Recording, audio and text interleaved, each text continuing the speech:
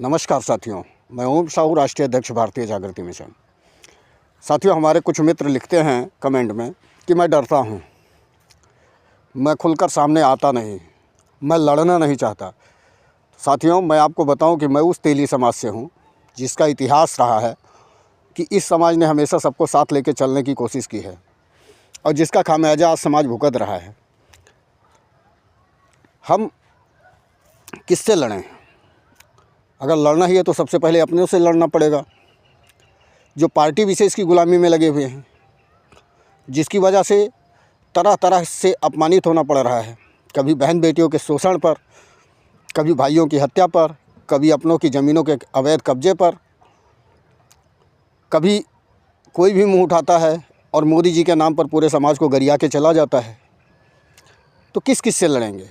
लड़ने के लिए तो सबसे पहले अपनों से लड़ना पड़ेगा, क्योंकि जो डरते हैं, जो बोल नहीं सकते कि वो तेली जाति से हैं, जो कह नहीं सकते कि मैं तेली हूँ, उनसे लड़ना पड़ेगा। उनसे लड़ना पड़ेगा जिनको हमने चुना, समाज ने चुना, जो सांसद विधायक बनकर वहाँ तक पहुँचे हैं और उसके बाद संसद सत्र में जो विधायक बने वो विधानसभा सत्र में कभी एक बार भी तेली समाज की आवाज़ नहीं उठा पाए। उनसे लड़ना पड़ेगा। लड़ने की ज़रूरत तो है, लेकिन किससे लड़ा जाए आप ही लोग बताएं। अपनों से लड़ें तो आप ही लोग कहेंगे कि अपनों से लड़ रहा है। अब अपनों से ना लड़ा जाए, गैरों से लड़ा जाए, तो फिर फ़ायदा क्या है? गैरों में हम में अंतर क्या रह जाएगा? तो सबसे पहले तो अपनों से लड़ने की ज़रूरत है, क्योंकि जो जागरूक होकर भी जागरूक नहीं हैं।